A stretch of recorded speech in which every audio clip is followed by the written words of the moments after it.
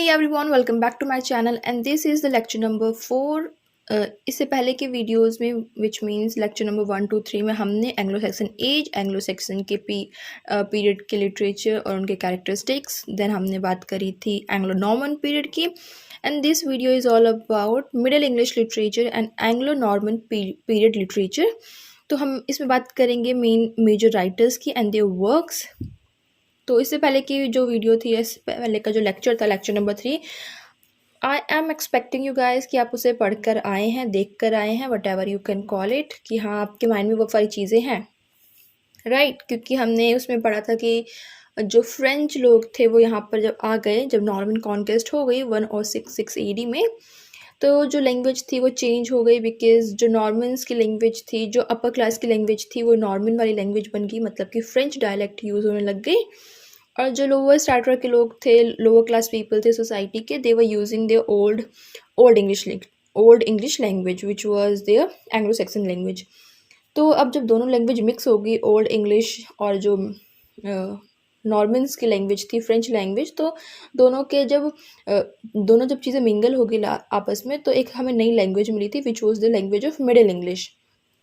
तो हम करेंगे अब मिडिल इंग्लिश लिटरेचर में कौन कौन से वर्क लिखे गए थे उस टाइम पे. So we have 4 major poets जिनके वर्क हम इसमें कवर करेंगे. So the first one is Geoffrey of Monmouth. तो so he was the central figure in the development of British historiography because he was the one who wrote a book which is called Hysteria Regum Britannia, which was published in Latin.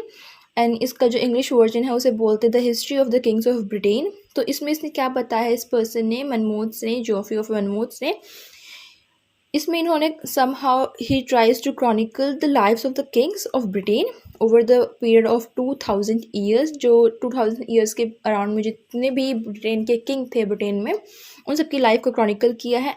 And this work is the central piece of the matter of Britain. तो last video में where we have talked about 3 different type of cycles which was developed in Anglo-Norman period, right? हमने discuss किया था, have you remembered that? हमने क्या बात करी थी, मैटर ऑफ ब्रिटेन की, matter of France and matter of Rome. So the matter of France जो था जो किस चीज़ से डील करता था, it deals with the life of king Arthur and his knights, right? And his knights, Arthurian legends, stories. So this particular book, Historia Regum Britannia, this was the central piece of the Matter of Britain, जो कि हमारी first cycle थी matter of Britain की. तो ये उसमें publish हुई थी, which means that it somehow deals with the life of Arthur and his knights. तो इसमें इन्होंने हिस्ट्री ऑफ ब्रिटेन के बारे में बताया, जैसे कि ब्रिटिश जो नेशन है, how it was founded by the Brutus कौन था? Brutus was the king of the Troy, जो कि ट्रॉय से आया था, and then he establish Britain. हालांकि जो इंग्लिश नेशन है वो बाद में डेवलप हुआ था, लेकिन उसने उस टाइम पर सबसे पहले आके उस आइलैंड को, उस एरिया को इस्टेब्लिश किया था, फाउंडेड किया था. तो ब्रूटिस सबसे पहले पर्सन था. तो वहाँ से हिस्ट्री स्टार्ट होती है इस बुक में कि कैसे कैसे वो आया, उसने फाउंड किया, इन सब चीज़ों को लेकर ये उसने पूरा वर्क लिखा हुआ है. एंड देन इसमें आगे क्यों बोला गया है, ये एक इम्पॉर्टेंट वैल्यूएबल मटेरियल है. Why it is important? Because it contains the earliest known version of king Lear and his 3 daughters. आपने शेक्सपियर का वर्क पढ़ा है किंग लियर, तो वो स्टोरी कहाँ से आई? वो भी कहीं ना कहीं पहले एक स्टोरी चल रही थी, और वो स्टोरी कहाँ थी सबसे पहले?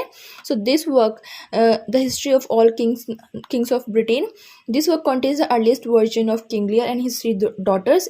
Plus it also help to popularize the legend of king Arthur. कि किंग आर्थर की जितने लेजेंड्स थे या फिर उनके जो नाइट्स थे, book was the main reason why king Arthur is so famous even in today's life.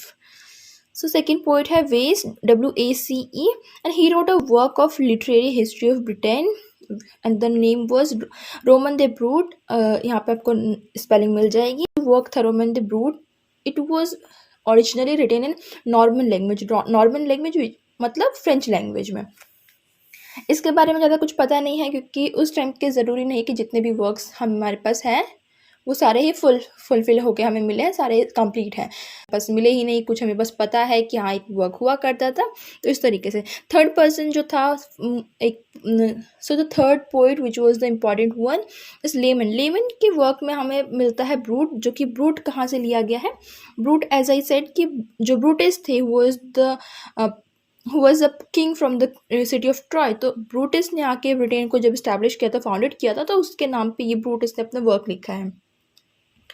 और इसको एलिटरेटिव वर्ड्स में लिखा गया है। इसमें मिडिल इंग्लिश पोइट्री है। ये इन इंग्लिश में पब्लिश हुई थी। उससे पहले की जो पोइट्री थी वो लैटिन में पब्लिश हुई थी। एंड वेस्ट ने जो अपना पब्लिश किया वो फ्रेंच में किया था। And this was the poem जो उसने दिस वाज द वर्क जो उसने इंग्लिश में पब्लिश किया था। और ये वर्क उसने मेनली किस चीज़ पे बेस करके लिखा है? मनमौत का जो वर्क था, history of the king of Britain and the work of the ways the Roman they brute, उन दोनों के वर्क से बेस करके इसने अपने ये वर्क ब्रूट लिखा।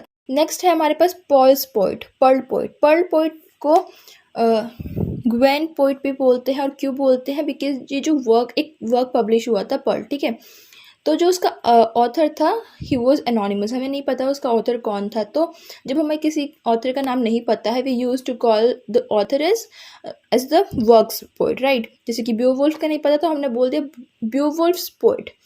तो वही इसमें है कि पर्ल पोइट, कि पर्ल जिसने लिखी ही वॉज द वन, तो पर्ल पोइट। ये नॉर्थ वेस्ट मिडलैंड डायलेक्ट में लिखी गई है। पर्ल एक वर्क था जो कि एनोनिमस राइटर है, इसके पोइट है। और इसमें 3 ऐसी रिलीजियस पोइट्री हैं। इस एक कलेक्शन है, उसके अंदर 3 पोइट्री इसने पब्लिश करवाई थी पर्ल पोइट ने। जो फर्स्ट थी वो पर्ल थी, second patience and the third one is purity. इसको छोड़ के ही also published a poem which was sir Gawain and the green knights. तो हम सबसे पहले करेंगे sir Gawain and the green knight. ये एक नैरेटिव पोएम है, शिवैलरिक रोमांस को दिखाती है। आर्थेरियन स्टोरी है एक, और एलिटरेटिव वर्स में लिखी गई है। This is one of the best work which talks about the story of king Arthur. Arthurian story है, जैसा कि मैंने आपको बोला। तो किंग आर्थर के ऊपर जो चीज़ लिखी गई है, जितने भी वर्क्स लिखे गए हैं, स्टोरीज लिखी गई है, this is the finest one. इसमें क्या है, जो आर्थेरियन स्टोरी होती है, कोई भी, जैसे कि स्पेसिफिक ये स्टोरी नहीं, कोई भी जो आर्थेरियन स्टोरी होती है वो story revolves around the king Arthur and his knights, कि किंग आर्थर एक थे और उनके जो नाइट्स थे उसके आसपास में रिवॉल्व करती है। और ये जो वर्क है ये एक एग्जांपल है शिवैलरिक रोमांस का। शिवैलरिक रोमांस क्या होता है? शिवैलरिक रोमांस रिवॉल्व्स करता है around a love, around a hero who went on a quest, कि वो कुछ ढूंढने जा रहा है, quest of something to prove himself। it could be something or it could be anything, कि हाँ वो किसी चीज़ को ढूंढने जा रहा है, अपने आप को प्रूव करने जा रहा है, डिपेंड्स ऑन द टाइम।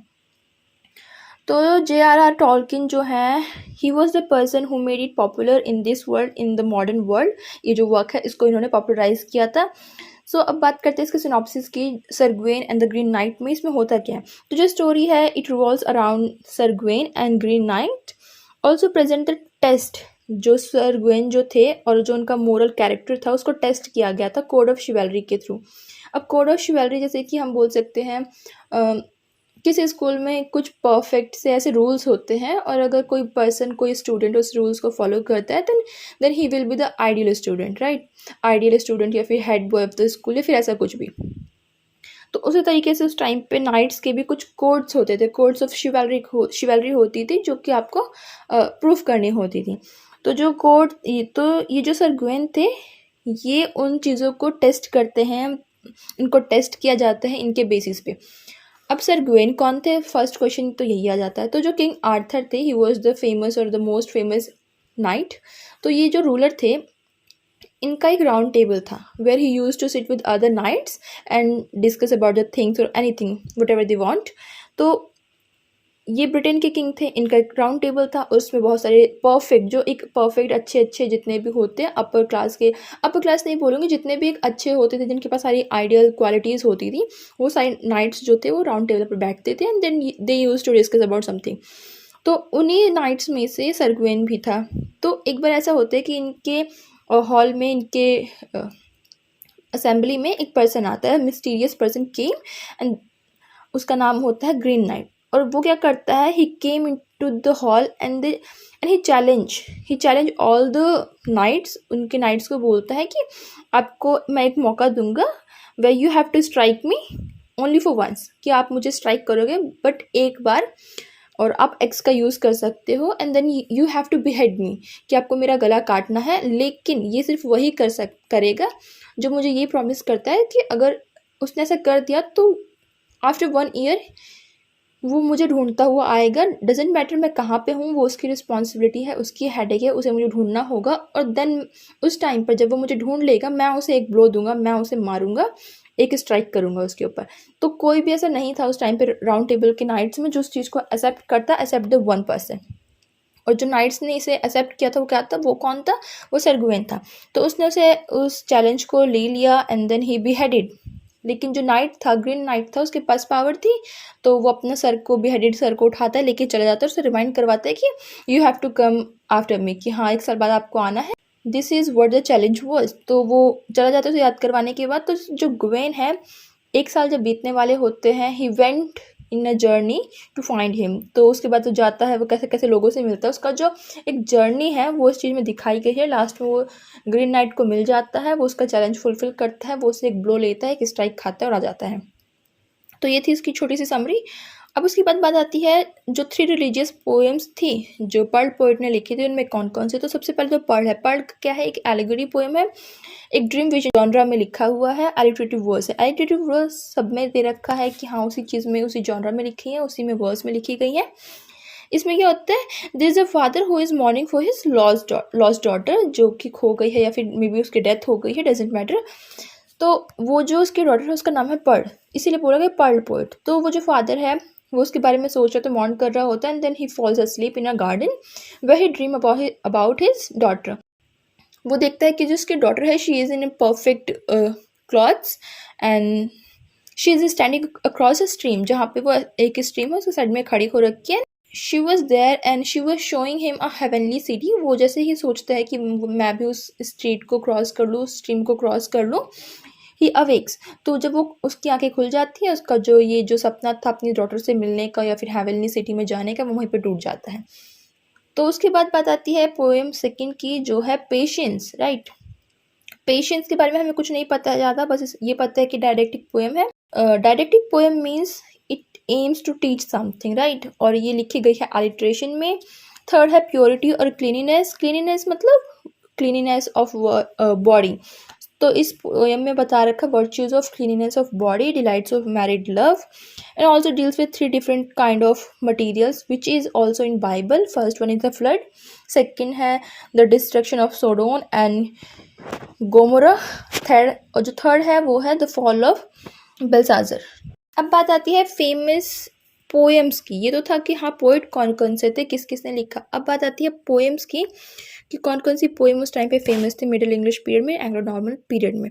तो हमारे पास जो फर्स्ट पोएम है वो है चांसन दे जेस्टा। इसकी स्पेलिंग यहाँ पे मिल जाएगी, और ये एक फ्रांस में लिखी गई थी, तो फिर फ्रांस की लैंग्वेज में लिखी गई थी, तो इसकी जो लैंग्वेज है वो अलग है, प्रोनाउंसिएशन अलग है। और इसके अंदर क्या था, मेनली जैसे मैंने बोला था उस टाइम पे एंग्लो नॉर्मल पीरियड पे there were 3 kind of cycles, जैसे कि matter of Britain, matter of France and matter of Rome. तो ये जो वर्क है चांसन दे जेस्टा, ये आता है सेकंड में मैटर ऑफ फ्रांस में। और मैटर ऑफ फ्रांस किसे डील करता है, इट डील्स विद शैलीमैग्ने, राइट। जो शैलीमैग्ने जो रूलर थे फ्रांस के, उनकी लाइफ के अराउंड में रिवॉल्व करता है, उनकी डीड्स को शो करता है, लेजेंडरी इंसिडेंट्स दिखाता है in the history of France 8th 9th 10th century के अराउंड में।